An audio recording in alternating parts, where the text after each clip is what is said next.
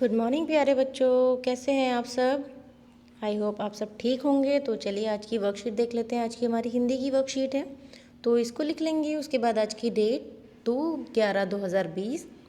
यहाँ पर आप अपनी पाठ्य पुस्तक का नाम लिख लेंगे रिमझिम। यहाँ पर आप अपना नाम लिखेंगे। यहाँ आप लिखेंगे कक्षा 4 और उसके आगे A, B या C जो भी है वो आप लिख लेंगे। उसके बाद आप लिख लेंगे यहाँ वर्कशीट नंबर 98।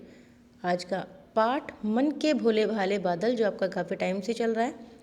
यहाँ आपकी टीचर का नाम, वो आपके सर हैं या मैम, उनका नाम आप लिख लेंगे। तो ठीक है, हम देखते हैं आज हमारी वर्कशीट में क्या है। आज की वर्कशीट है हमारी पुनरावृत्ति, यानी आज की हमारी रिवीजन है। जो हम अभी तक इस पाठ में पढ़ चुके हैं उसी से ही रिलेटेड आज हम कुछ करने वाले हैं। तो प्यारे बच्चों, आपने पाठ में पर्यायवाची शब्दों के बारे में पढ़ा था।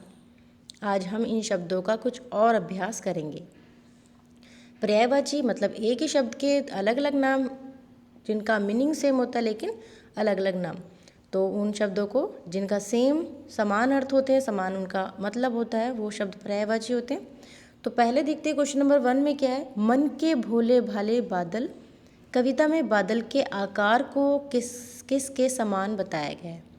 तो आपने अपनी पोयम पढ़ी होगी, उसका आकार किस किस के समान बताया गया है। जोकर की तोंद है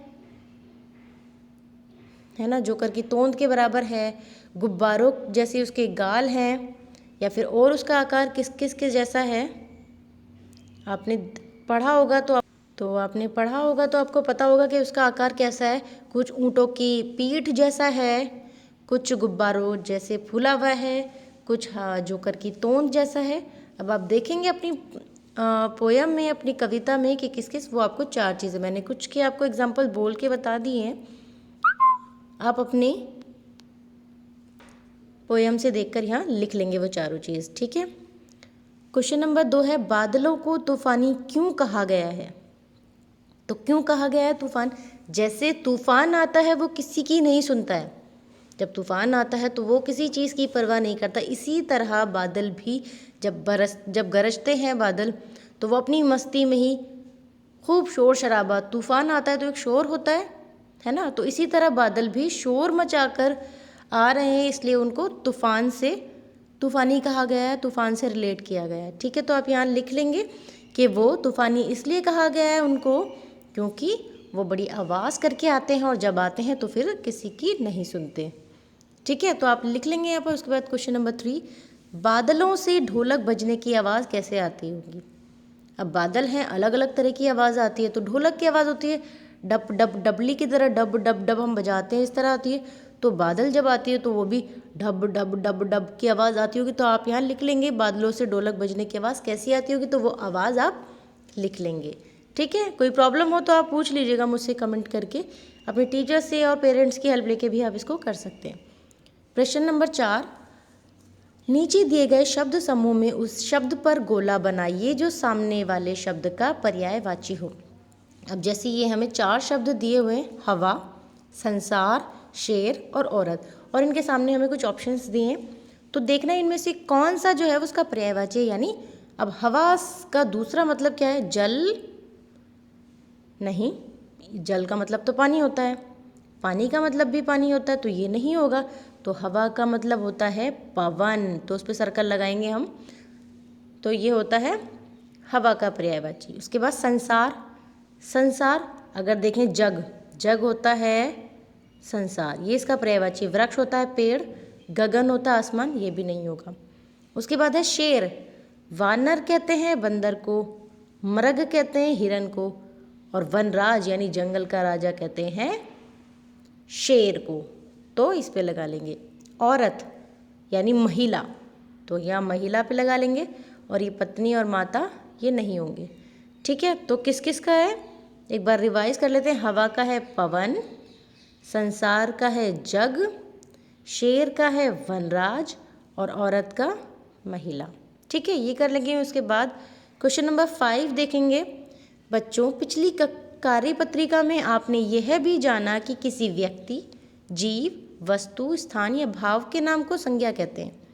तो इस शब्द जाल में कुछ संज्ञा शब्द छुपे हैं, उनको ढूंढकर तालिका में लिखिए और उनके को अपने एक वाक्यों में भी प्रयोग कीजिए। जैसे ढोलक यहाँ दिख रहा है, ऐसे ही मुझे मिला आसमान, तो मैं यहाँ लिखूँगी आसमान।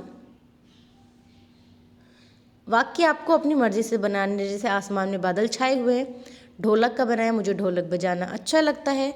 नदी, मैंने लिखा नदी,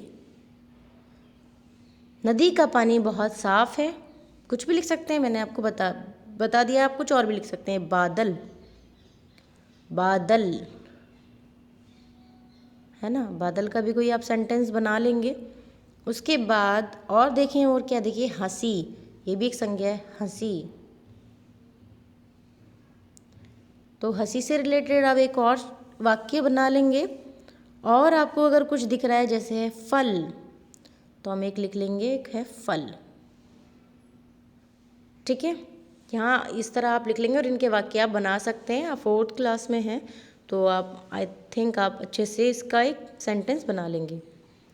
अब आपको बच्चों, क्या आपको पता है राष्ट्रीय एकता दिवस, क्या आपको पता है इसके बारे में? अभी 31 अक्टूबर को गया है, ये क्यों मनाया जाता है, क्या है इसकी वजह? तो सरदार वल्लभ भाई पटेल का ये जन्मदिन है जिसके उपलक्ष्य में मनाया जाता है। क्यों? क्योंकि उन्होंने 562 देसी रियासतों को उनका एकीकरण किया था, उनको एक साथ जोड़ा था।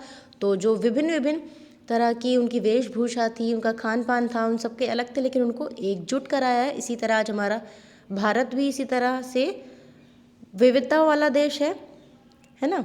तो उसी से रिलेटेड एक पोयम भी है, मैं आपके सामने वो गुनगुना देती हूँ, आप भी इसको अच्छे से गाकर सुनाइएगा अपने पेरेंट्स को, अपने टीचर्स को। हिंद देश के निवासी सभी जन एक हैं, रंग रूप वेश भाषा चाहे अनेक हैं। हिंद देश के निवासी सभी जन एक हैं, रंग रूप वेश भाषा चाहे अनेक हैं।